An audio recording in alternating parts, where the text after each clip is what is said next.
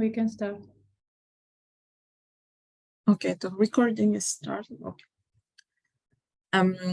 Good afternoon, good morning, or good evening, dear participants. I think that you are all doing well, and welcome to this final webinar of the course. We hope that you enjoyed your learning journey with us, and we are very happy to have you with us together. As announced in the forum and as our colleagues emailed to you these last days, today we will do the wrap-up of the course. We will do the summary as well in order for you to finalize your project, but mostly we would like to hear from you. How was your journey during this training, and also what are your key takeaways, and what could your perspective on the follow-up for this course? So, as I said, welcome again.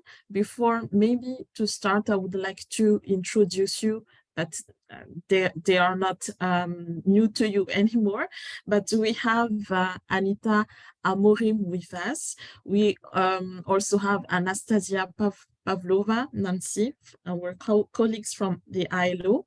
We have also Duncan,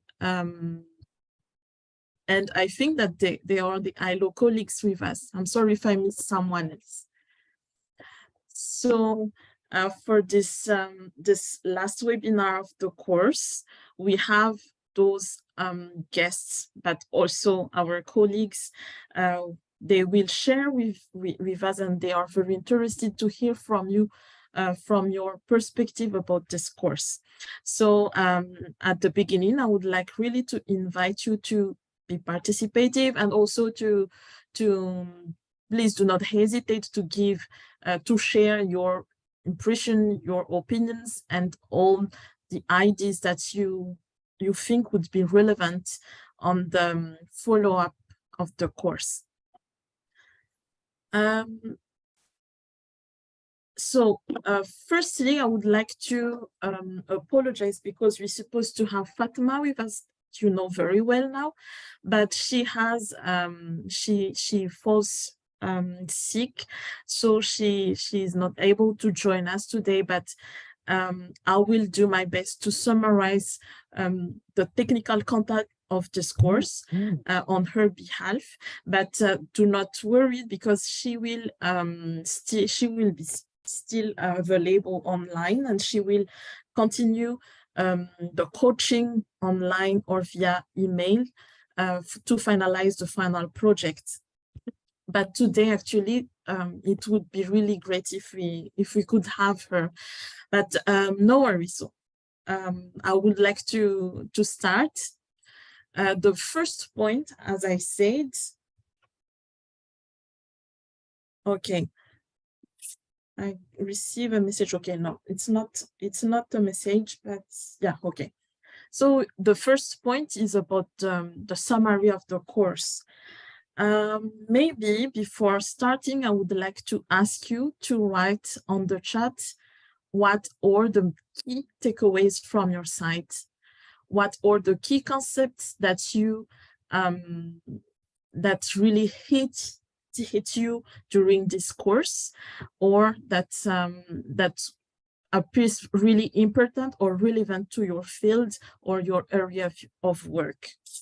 May I ask you to write something, to write this concept this concept on the chat, please?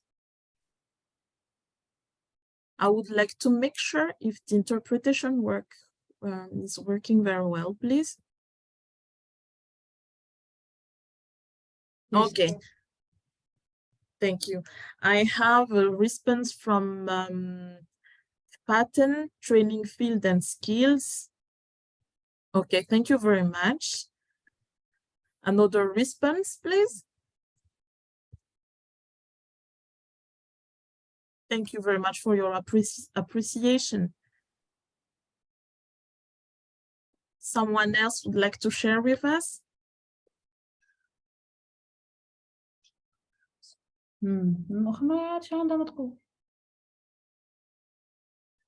The concept is to learn new skills.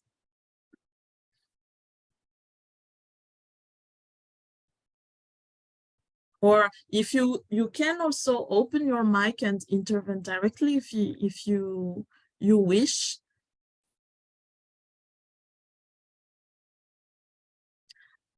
Hello, can I say something? Yes, please. Yes, I wish, I hope that my voice is clear. Perfect. Okay. It's one key concept to me is that moving to electronic e-learning does not simply mean that I have to stick to my old approaches or the approaches that we usually use in non-electronic education. This is very important because when Corona or COVID hit us, we just shifted the mean of communication rather than adapting the courses to online or electronic or education. So this was one of the biggest takeaways of this course. Thank you very much, Brahim. May I ask our interpreters to just translate the message we received in Arabic on the chat, please? And then we will... Yes, Mr. Fahad is saying that the course was really useful. The last week's lecture was very useful about using the virtual reality in training. Maybe he means the workshop of the welding workshop. Okay, thank you very much. And there is another comment. He's welcoming every. No, this is the EPAP. Okay, thank you very much. Maybe one more comment from your side and we will move. Okay, I don't see any other mic open. Okay, yes. Okay, so thank you very much for your comment and your appreciation. It's really important that you how to say that you have this key concept and that you can also link what you learned with your own reality and with your own background. It's very interesting. So coming back to the course summarized, actually this course evolved around 4 modules. The first one is about the introduction in the e-learning, during which we learned about the personas, how to conceptualize or what are the key concepts about e-learning, how to translate your online, your face-to-face course to e-learning, and how to engage your students or your participants. And then the second module was about the different available platform that you can use.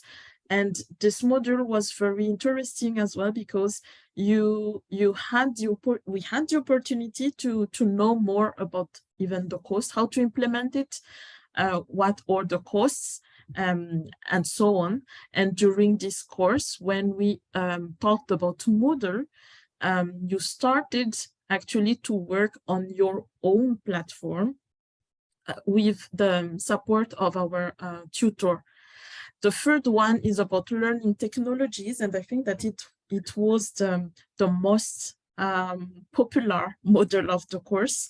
We had this welding presentation which uses a VR and AR technology to deliver their courses, and we would like really to hear from you on how it's this kind of experience sounds to your own reality in your respective country. And the last module is about e-facilitation and e-pedagogy. And during this module, once again, the tutor gave tips and advices on how to engage, how to maintain the interaction between your students when you shift from face-to-face to online training. So this is the thank you very much for the translation, but this is the brief summary of the course. And I would like once again to thank you for your patience and your commitment for all the exercise and activities during this course. Now, as you said, COVID-19 was the main factor, or how to say that, was the main trigger on this online training, to support these changes. So now that you are better equipped, I hope, with this knowledge, new skills and knowledge on how to facilitate online training and how to convert your face-to-face to e-training, I hope that you can now foresee how to implement it.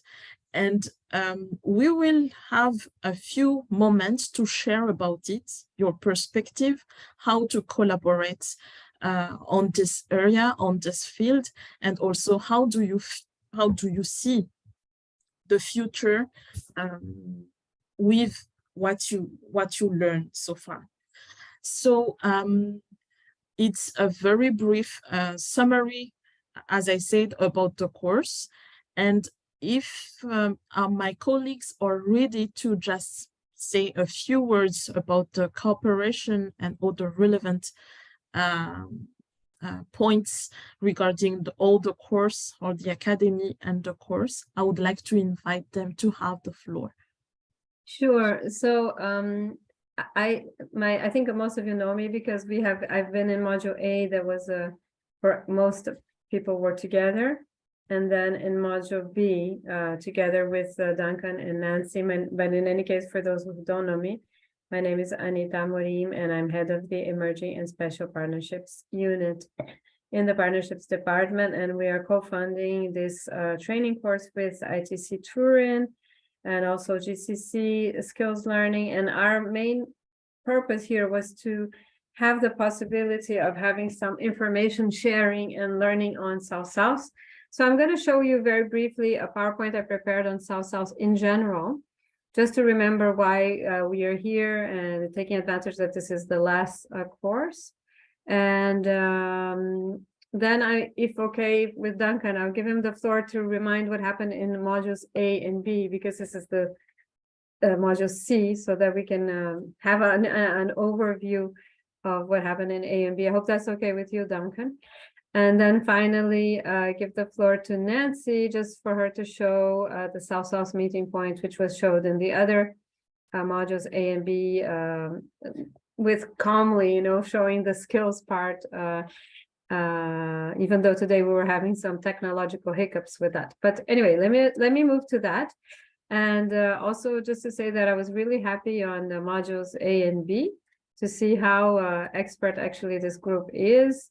And I'm sure you had a great time in module C. It's a pity I'm only here at the closing, but at least thanks to Noemi, I'm having a little bit of an overview of what happened. So my PowerPoint is in Arabic, but I remember more or less what is in there. So I thought it was easier for the colleagues to have the PowerPoint in Arabic. So it's basically on what is a South-South cooperation and what are the main things we should bear in mind when we're doing a skills project, and explaining a little bit the history within the ILO of South-South, saying it's part of our, how can I say, since 2012, we had a very step-by-step strategy, adopting first a plan of action in 2011. In 2012, there was actually something in the governing body calling for South-South cooperation the way forward, which was compiling also all our publications and training tools.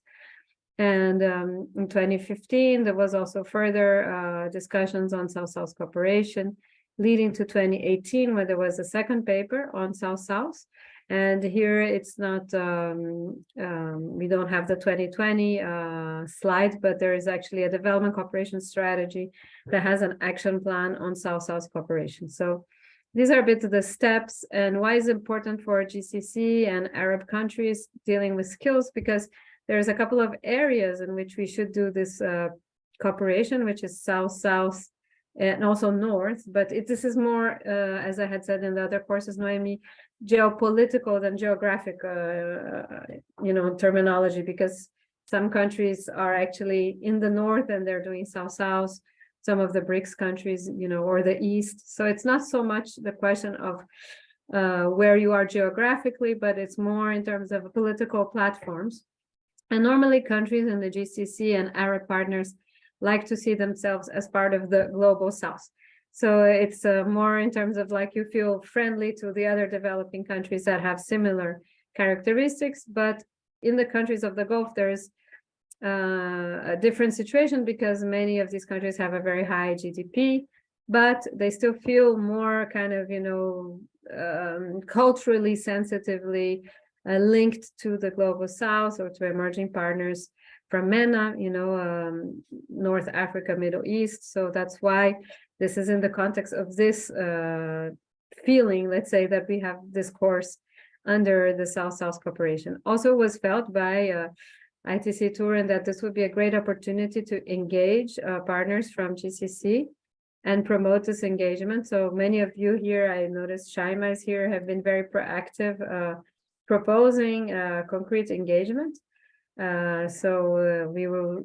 happy that you're here again to discuss this. We will have the opportunity of having you after Duncan's presentation recommend some actions for us. So along some important lines here, I mentioned the BAPA plus 40 and some other key events that happened in the United Nations.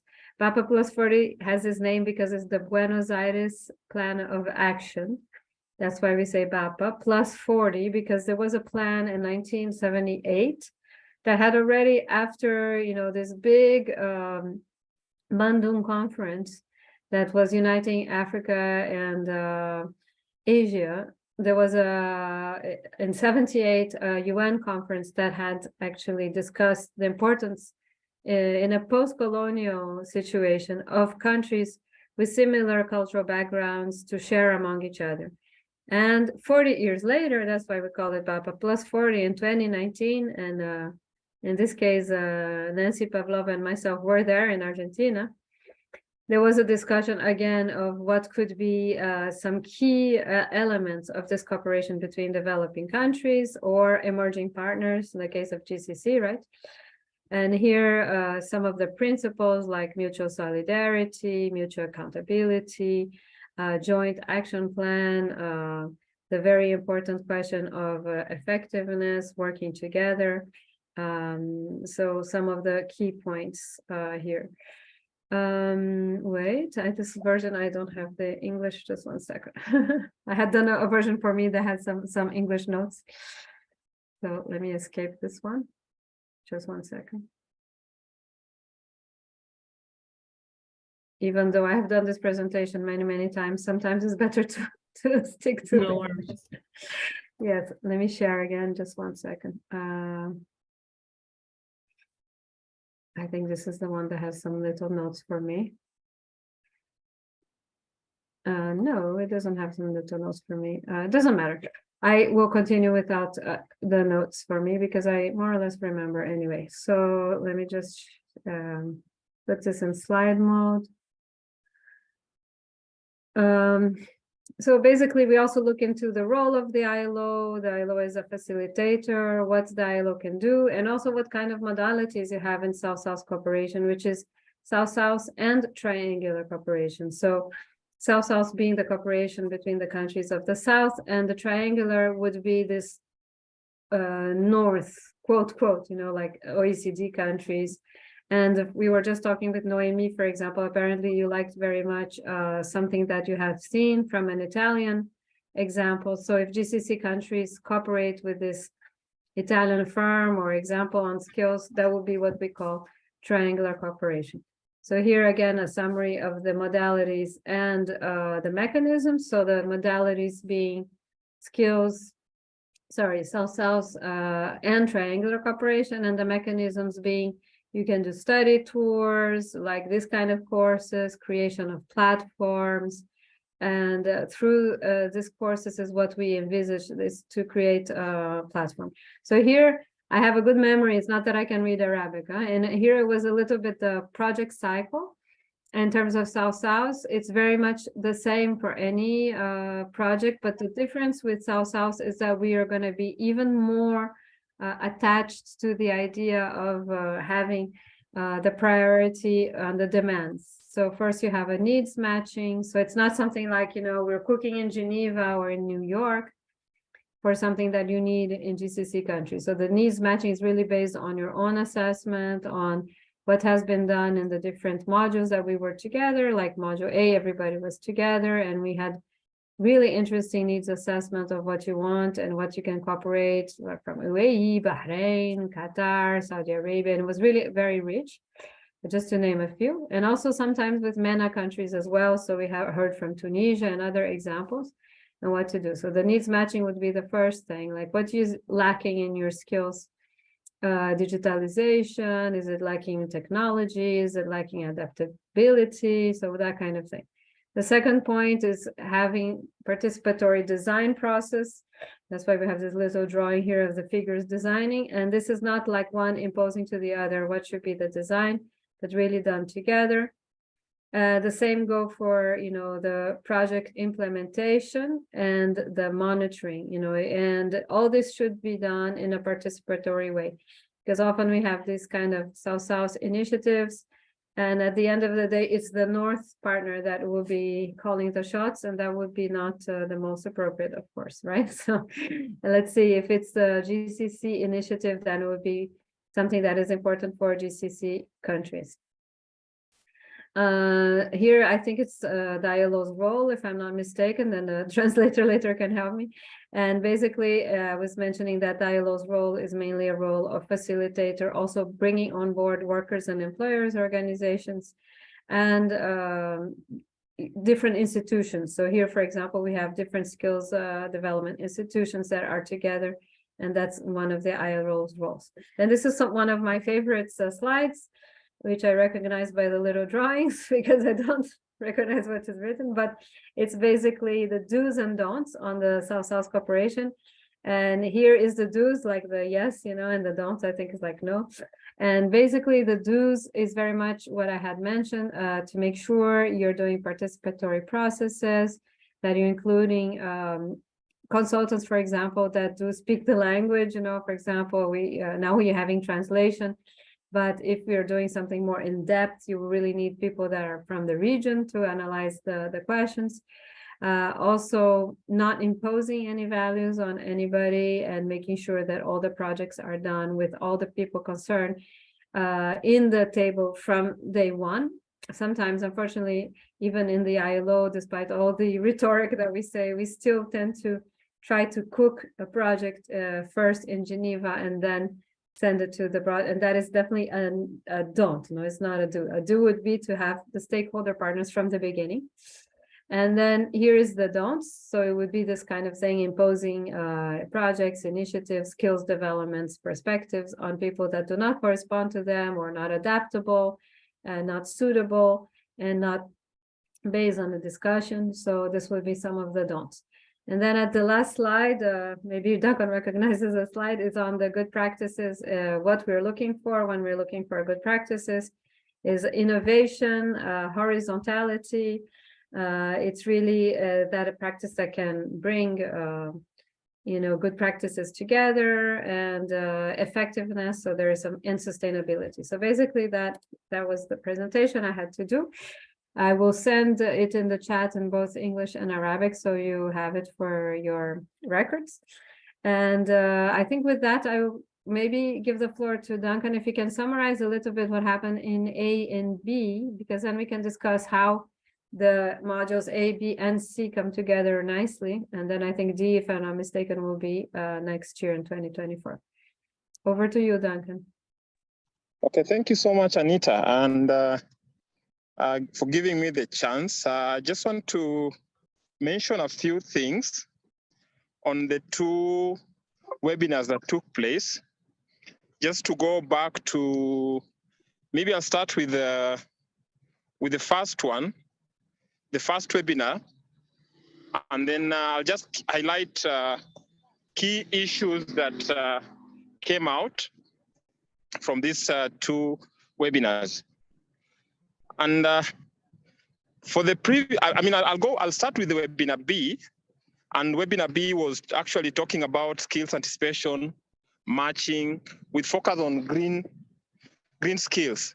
And from this webinar, some of the key things that came out from the discussion, group discussion, we have issues around economic, technological innovation drivers. There was a question that was asking participants about drivers of change affecting anticipation and matching. And there was also climate change was included as one of the drivers, and skills migration was one of the drivers also. So then we had another webinar that was talking about anticipation for greener skills. Again, I'll go straight away to some of the key issues that came out of the discussion. And one was there's a new city being developed. I think the question again was good practices on skills for green economies. We had a good example from UAE, where there's an ongoing project on green job. There's another good example from Saudi Arabia on Economic Vision 2030. Then we also have another good example from Jordan, where I think there's an implementation of a project going on there.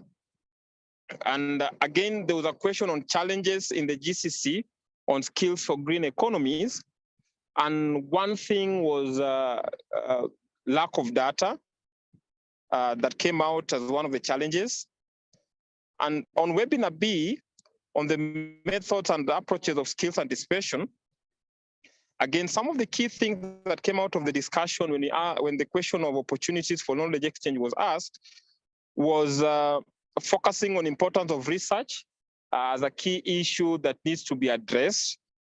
There was a question also, there was a suggestion of having a common platform for training among GCC countries, and then also an establishment of a cooperation between human resources ministries, so that the human resources ministries within GCC can work together.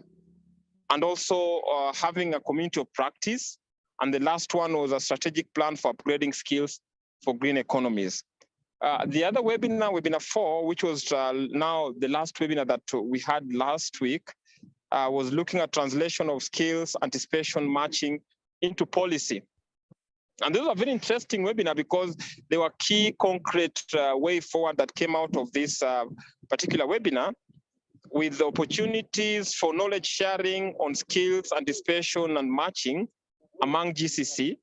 So one of them being countries should attract the organization and training centers to enhance adoption of skill certification.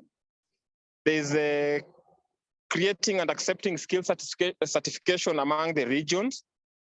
There's the need for fostering South-South cooperation between and among GCC countries. Again, the question of a common platform was mentioned in this context. So that summarizes our webinar B.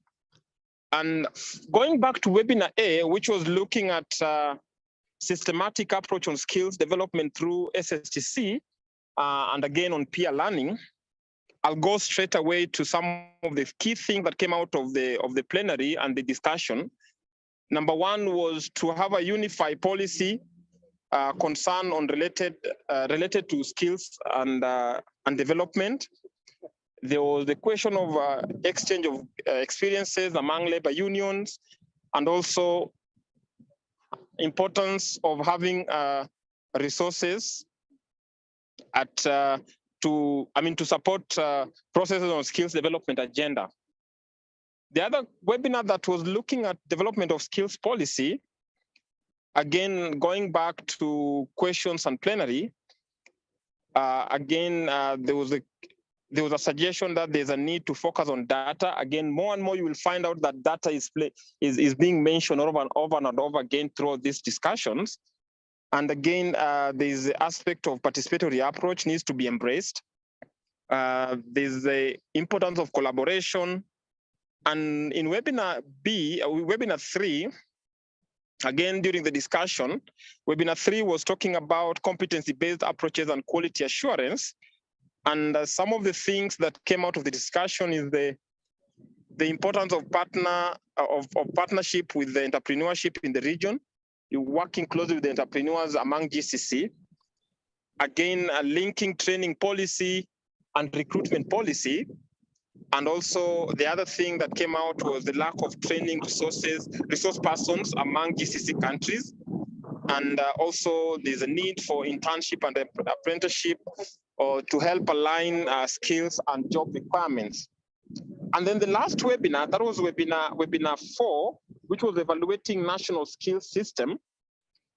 We had a very interesting discussion on this particular day because we also had some small exercise whereby we were looking at some of the gaps, skill gaps within different GCC countries.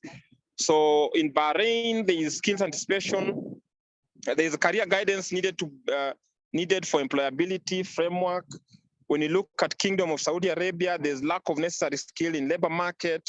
In Oman, there's lack of clear and specific mechanism for developing vocational training. In United Arab Emirates, there's the absence of unified system to promote and introduce specialized vocational training. And then in Qatar, there's lack of accurate data. Again, data is being mentioned. And I think with that, Anita, I think it summarizes what has been discussed in the last 2 webinars, that is webinar A and B. But I've also had a chance to listen to some of the recording of this particular webinar. And I think there's an interlink because you find, I think, there's issues around data that has been mentioned if you listen to the first webinar. And again, there is the issue of innovation has been mentioned over and over. So I think up to that, that is my summary. Over to you, Anita. Thank you. Yes, no, thank you. I think this is a very, very helpful small report on what has happened on the other webinars. And I think for everybody will be interesting. Most of them were in A, but most were not in B. So I think that's a very good summary. And I was in B. I think it was very exact what was said. And one highlight, as you said, apart from everything else, is the question of platform. So which I think is also applicable here, no? Like in for C. So it's definitely applicable. The idea if we're doing this kind of skills training, technology, peer learning with youth, and the different kind of proposals that were set out, at least from what is written in the proposal for this course. I think it's definitely interesting that we have these recommendations in mind. Noemi, maybe you want to add something to our summaries, and then I wanted to give the floor very quickly to Nancy to show once more our platform. Yes, thank you very much for this summary and for your presentation as well, Anita. The only thing that I would like to add is that actually it's very useful because we have a very diversified background. Our participants come from a very wide background. So even if this course is more focused on the e-learning and on hands-on e-lesson design, even if they are not themselves, I would say, a course designer, it helped them to define, to understand how does it work, and also to be informed when it comes to talk about policy or to talk about budget or to talk about projects. So I think that this link is very important as well. And I think that this course particularly helped to see the dimension of innovation and where we stand now in this question of innovation. So yeah, thank you very much. I just wanted to stress a little bit on this question of innovation and also on this comprehensive understanding of all the model. Thank you very much. Thanks. So just over now to Nancy, if that's okay with you, Nancy. Sorry, I caught you a little bit off guard, but I know you're great on showing our platform, so you can share that with the colleagues, and then we'll pass to a kind of a early closing, but with Noemi instigating a little bit all of you to discuss some of your recommendations. So over to you, Nancy. Thank you, Anita, and of course, my pleasure to show you our main working zone, let's call it like this. Here you can see on the screen the main page of the South-South meeting point. It's the website we are using to share our experience as ILO and our partners in terms of promoting decent work through the South-South and Triangle cooperation. On the main page, you can find videos, interactive spaces, highlights and publications, and also our Twitter. Well, we all welcome you to follow us on Twitter, where we post immediately our news. Also, in this, what could be interesting for you, we have a library of all publications and important good practice, the compilation of good practices, different experience of our partners and from different countries. So very advised to read. You can also read about South-South cooperation if any you will see short description. And also what is quite interesting, it's themes, it's thematic subspaces, where you can find, for example, skills, job creation and green jobs, what is reflecting our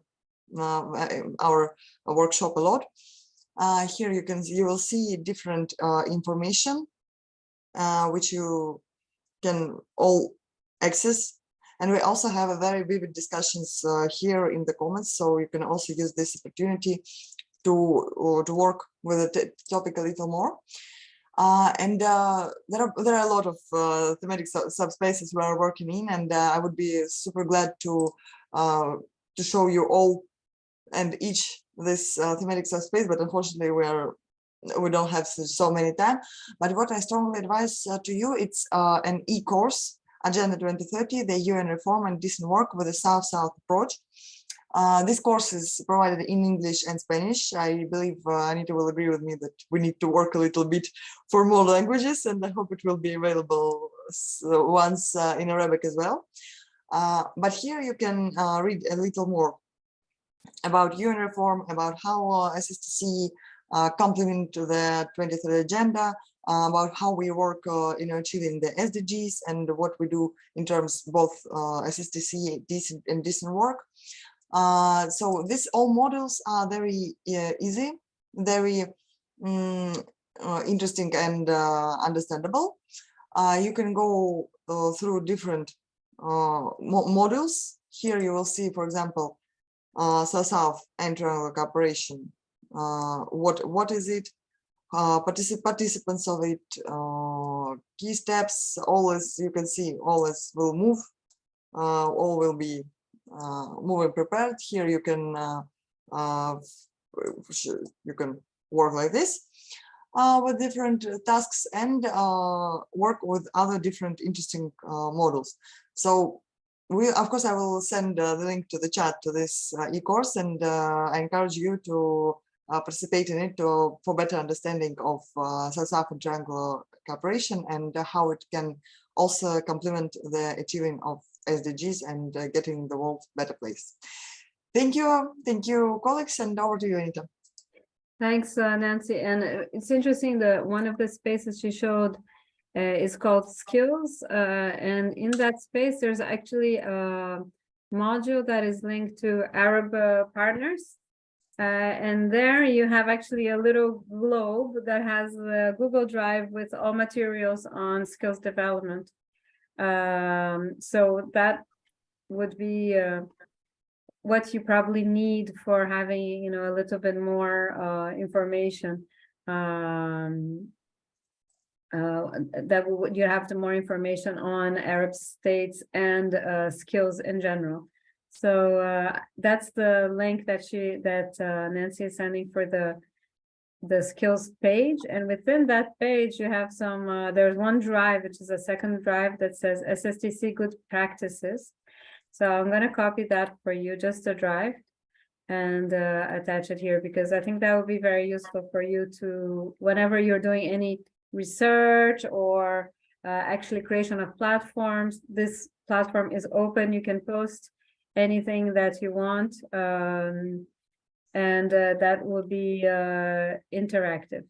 So now I am going to give the floor back to Noemi. So after this presentation from us, a little bit late in the day for your e-learning labs and digital TVET's approaches. There was, but I'm going to give her floor back. But it's just to tell you that we're very, very interested in this topic, and that's why we even did a skills virtual e-fair that was done last year. And some of it was done in conjunction with ILO Beirut, so for our partners as well. So it's not the first time that we have this kind of experience with Stefano Shop. So we have, it's the kind of a second, third round, and we'll definitely be interested in supporting you if needed. I was just confused if this is module C or D, but apparently this is D, right, Noemi? So this is e-learning on digital TVET. So in any case, this is also coming to an end. So I think that I'll give back the floor to Noemi for her to moderate the last session, which is we would like to hear from you.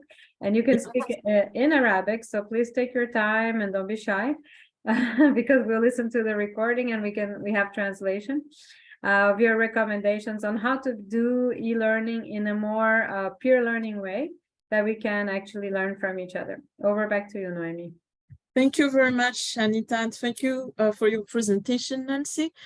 Now, I would like to ask our participants, maybe one by one, if you would like to participate, and we encourage you to really participate and to express your needs or to express your views on the perspective and how to implement what you've learned during this course, or how do you see the next step on the e-learning or on the digital TVET digitalization.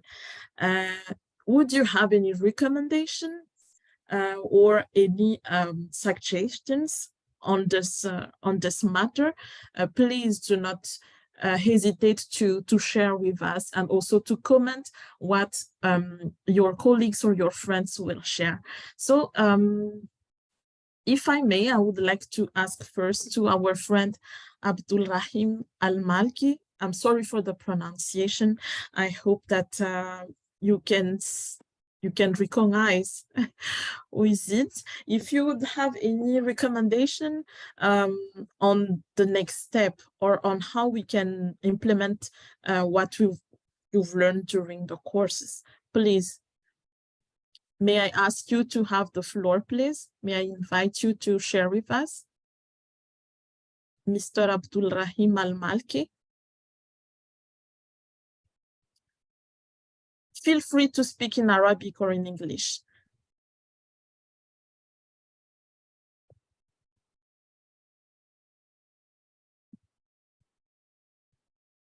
Okay, so maybe just while we are waiting from him, may I ask to our colleague Ibrahim Alamash to give some recommendations on how to implement this TVET digitalization, or how to leverage on the South-South cooperation.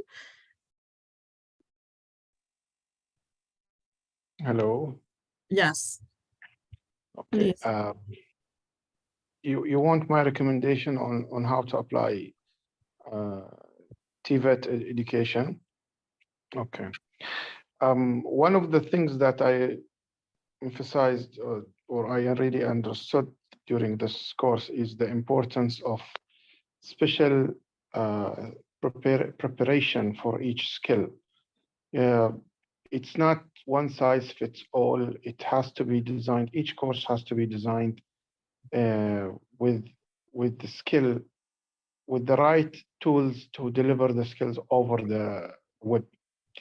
The guy who came, who have introduced us to us the welding simulation machine.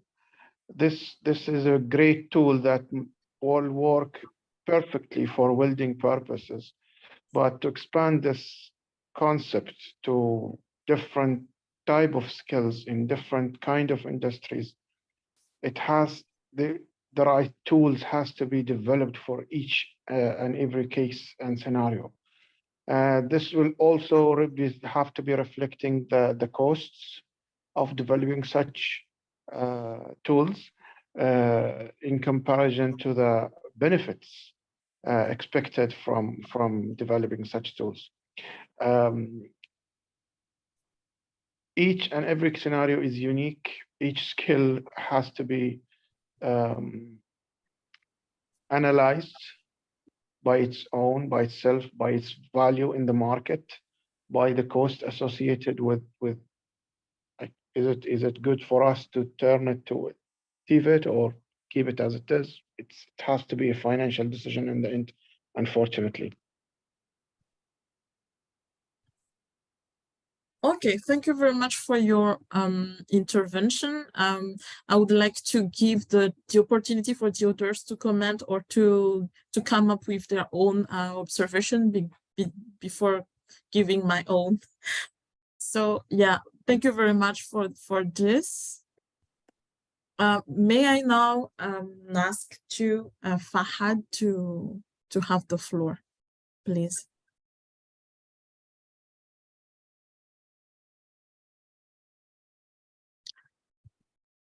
Okay, we can maybe move to Faten Al-Karib. Hello, hi, can you hear me? Yes, loud and clear. Please Yeah. go ahead. Well, actually, I would like to first appreciate all the course and all the people has introduced themselves and all the efforts that had been done for many, many days. And I was waiting eagerly, you know, to see the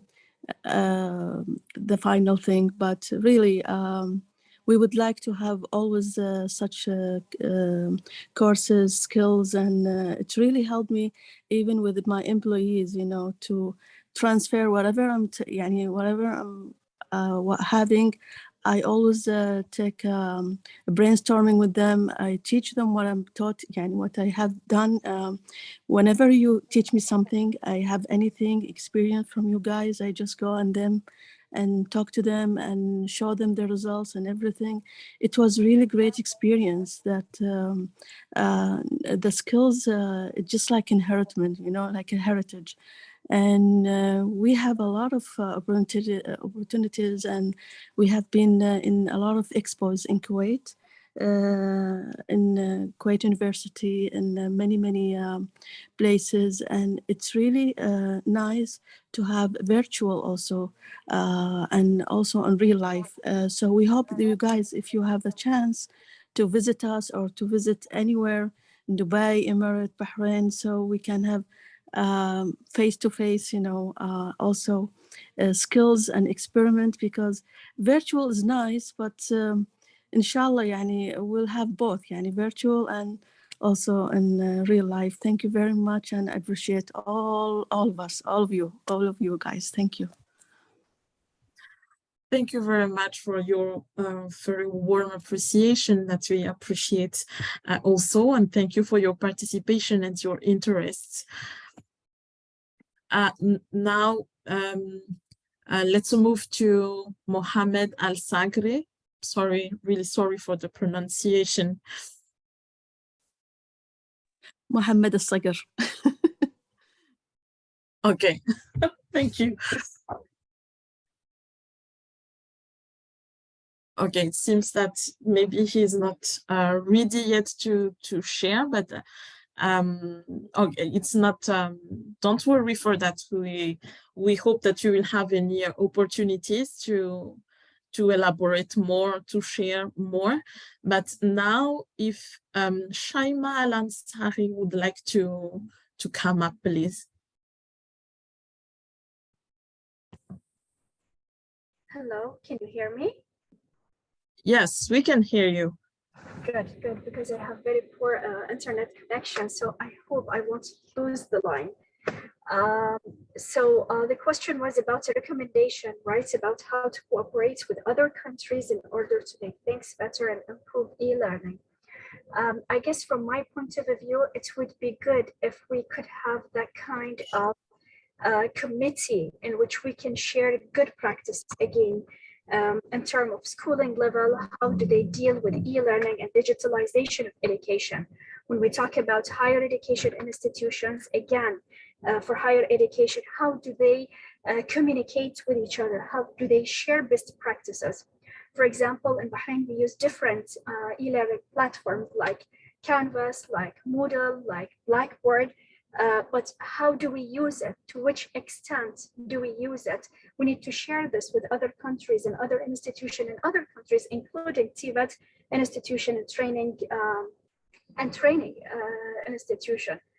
When we talk about digitalization in education in Bahrain, it goes back to 2005 and 2004, when the Future Schools was introduced by King Hamad in the Kingdom of Bahrain. And ever since, we've been working to embed digitalization at different levels, not just higher education or TVET. For example, myself, I work at Bahrain Polytechnic, which has an applied education, higher education institution. And we've been using e-learning since 2008 when it was first established. But what happened is that when the pandemic hit us in 2019, 2020, we realized that we're still so far away from digitalization in education. And I think the most important thing is for an institution to work on its stuff, on its human resources, to build their capabilities for them to be able to use the different platforms, the different features of these platforms to enable them to be able to, first of all, design good courses on these platforms and deliver it and e-facilitate it in a good way with lower scaffolding for participants to know exactly what to do by themselves using these platforms. And I think that's it from my side. Thank you very much for your very your relevant intervention. Before doing the overall comment, I would like to give the floor to our last participant, which the name is in Arabic. So I'm really sorry, I'm not able to read it. Maybe the interpreters could help, please. It's Mr. Saad Ad-Diyaf. Would you like to intervene to share any recommendations or suggestions or any ideas and knowledge with us? السلام عليكم. لا يوجد أي إضافة. Greetings to all of you. I have nothing to add. Thank you so much. Thank you very much to all of you.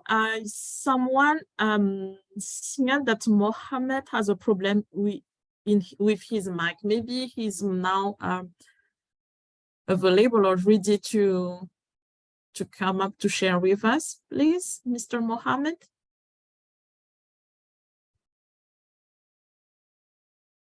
Okay, it's have not been fixed yet. Okay, so colleagues, as we heard from our participants, what I would like to highlight first is I would say the relevance of having such course, and also the will to share and to extend to have this kind of knowledge sharing with other countries. But also I noticed that there is some doubts, let's say, on how to implement the digitalization. But what I would like to say is that actually the examples that we saw during this course was only about one sector in digitalization. But the most important thing to keep in mind is the process. It's already an ongoing process that I see really difficult to stop. And also, as you certainly learned from the other model, is that the skill, the demand, and the supply evolve almost daily. And the digitalization, I would say, is a way to have this in real time, information. And as you also mentioned about data issues or data unavailability, digitalization could be relevant tools to fix this problem. So it's not just about cost benefits as a price, I would say, but we should discuss more about the other advantages like inclusions as well, like, as I said, data and so on, and compare with what is already ongoing in other countries to have good practices, and also to go ahead. I think it's the few words from my side. I would like to go back to Anita or any other colleagues to give their opinions on what we have heard from our participants. Yes, thank you. Maybe first, Duncan, and then I can say some closing words, and then back to you for super closing. Anyway, Duncan, maybe over to you first, because I think you, as you have done the reports of the two A and B, you have an interesting comparative analysis here.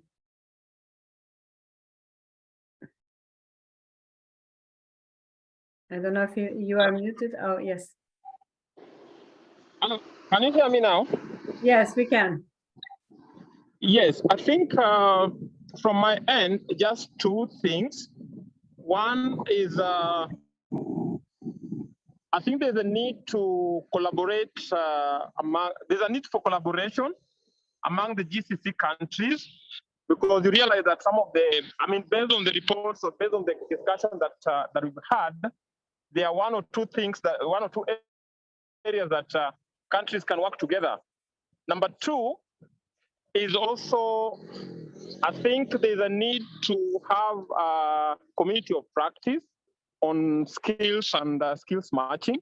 Again, this will help with knowledge sharing, peer-to-peer learning among GCC members. And then the last comment that I want to make is the need to strengthen data collection, data repository on skills among GCC countries. So, because data is one thing that has been mentioned over and over again. Over to you. Thanks, Duncan. These are very concrete recommendations. Just wanted to say some final words on the importance of all these modules. Sorry about the names confusion. This one actually is C, because it's the one on TVET and lab on digital, and D is the one on career guidance, but it doesn't really matter, the names. The important thing is what we're doing. And here, I think what was important to hear from you was the fact that you're looking for TVET solutions, twinning of TVET and tailor-made capacity building in GCC countries. Doing that for us, what is important is to have the multi-stakeholder partnerships approach, which means that working with several partners, not only the governments, but also workers and employers organizations, and also experts from the training institutions. We called all this exercise a mini skills academy, because it's a small version of a big academy, but the idea is that really for the ILO, this is linking up to a series of country program outcomes, including for Jordan, Iraq, Lebanon, and also the GCC countries. So I think it's, and also some global outcomes. So for us, it's important to have this dialogue among what we're doing in the country outcomes of the ILO and what we can further do in the GCC.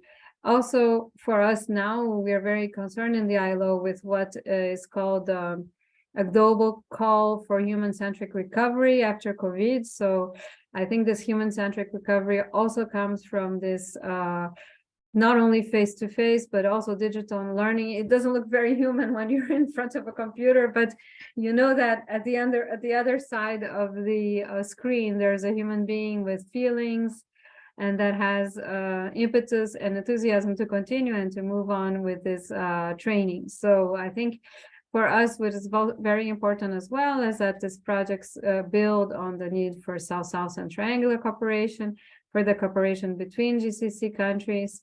And it has as well the opportunity of dealing with some key ministries and key implementers, like we probably saw in the other sessions, which I unfortunately did not attend in this module, C or D or whatever we want to call it, but on the Digital TVET and Learning Labs, about the Qatar National Vision 2030, the King of Saudi Arabia's Vision 2030, Kuwait's Vision 2035, Bahrain Economic Vision 2030. So there's kind of a momentum, I would say, and I hear that also from the participants, to build on these bilateral discussions and make them more multilateral, more linked to the overall skills development agenda.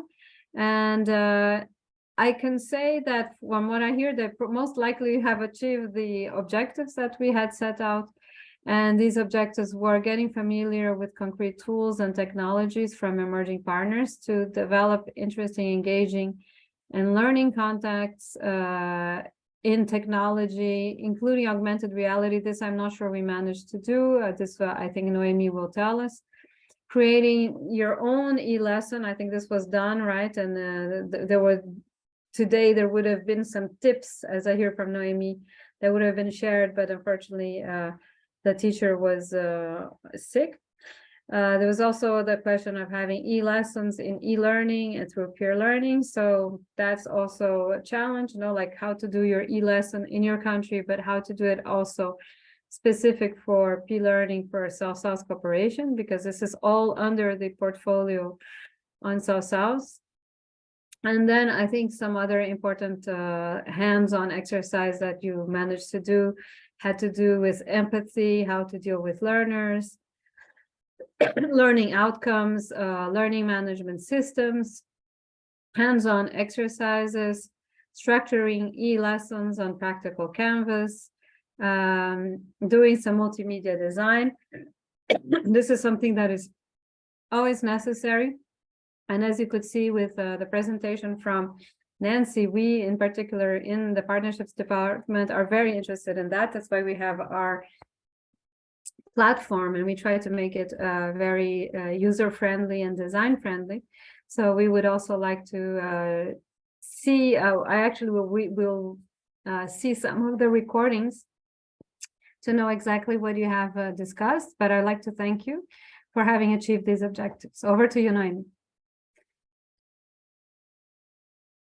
Thank you very much, Anita, for your very encouraging word, and also for this summary of the course, and also for all the of you who highlight the links between all these models and how everything is coherent to achieve an important objective of innovation, but also how to ensure this matching between skill supply and demands, which is, I think, the overall objective. And so maybe just even if I'm not the main teacher of this course, I would just like to remind to our participants what would be the important elements on when it's about the digitalization or creating your own e-lesson. First of all, as you already very well summarized, the personas, the empathy, because behind all the technology, actually, there is a humans, and this is a very beautiful message delivered by our colleagues, Laura, when we had the first webinar. If you remember, Karine Sonigo from the ILO said that the most important thing to have in mind is that technology enhances the human interaction. The idea is not to substitute, but since we have all these drivers to these changes, now we shift to another modality of delivering courses. But we have to keep in the heart of our work this empathy and this emotional state, I would say, when we design our course. And also, this is very important because engaging your participant would really depend on this first part. And then when it comes to talking about tools, we have to consider many points. Actually, we have to consider costs, but also the accessibility, which would ensure the social potential, the social potential of our online toolkit, online course. So, for example, we can just be limited on the costs, but we have to also evaluate the accessibility, the inclusion. As Anita said, is our tools user-friendly, and give it does these tools give accessibility to every persons, like persons with disabilities or something like that. So this is very important as well. And I think the third thing that is really, really important is the commitment, the engagement, how to engage your students. And for that, being present is the key, I think, and how to keep the human interaction behind the technology. So for that, we can have tools as well, AR, VR, but the most important thing is to be present, to stimulate the collaboration, the cooperation, and also the knowledge sharing. And this is a very personal point of view, I would say, but when it comes to facilitation actually is about providing new skills to our participants, but also to elicitate their own skills and to make it concrete and usable, valuable, make your your participant skills valuable. So the kind of top-down teaching format is no longer what we would need. The most important point is to have this knowledge sharing and collaboration among all the participants. So this is the few points or few tips that seems really relevant to me. Once again, I'm not the technical tutor of the course, but I hope that it helped you. And do not worry, Fatma will be back even by email or on the forum. She will be back and she will continue to give guidance to you on finalizing your project. You still have 1 week, so I really encourage you to work, to hold on for this last week and to deliver your final project, which is a marvelous project for us, a marvelous journey for us as well. It was a really pleasure to have you with us, and we hope that actually we can get feedback from you. How do you implement what you've learned? And maybe we can deep dive more on this TVET digitalization and have another opportunity to collaborate at maybe another level, like institutional level, the digitalization policy, for example. We had indeed last week a face-to-face course on this kind of matters. So we are available to respond to your needs. So do not hesitate to revert back to us if you have any questions or any ideas for collaboration on these questions. Thank you very much. If you have a few, yeah. And I was actually writing down some of your key points while you were speaking. So the mystery is solved. This is actually C, and there's another one, career guidance, which is deep, but that doesn't really matter. So I was just kind of putting down this lesson of empathy and learning outcomes and peer learning. And I think we really have to thank everybody, and in particular Asma, who has been putting all this together as well. She you can turn your camera on, maybe Asma, so we can thank you so much. Shukran, Sayyidati Raisa. Yes, for her proactivity and her very serious work. Yes, exactly. Yeah. Thank you guys. I've learned a lot also from you all. So I made my most challenging thing today, which was present 100% in Arabic without having any notes. And as my saying, Congratulations.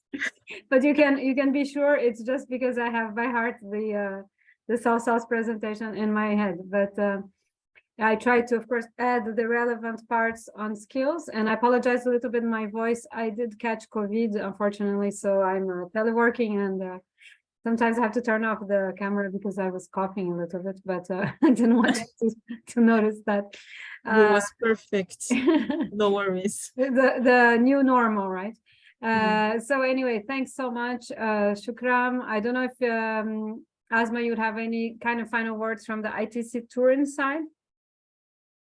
No, I would like also to thank everyone. Thank you to all the participants being with us, being such active also with even with message. It was a pleasure also being part of this all these courses. I've learned also in the I can say it in a personal way too from every one of you. I was impressed, especially today, to see Anita presenting in Arabic. I will not be surprised if coming month we can hear Anita speaking also Arabic. All I can say is Sabah al-Khair or Sabah al-Khair. I have noticed that too.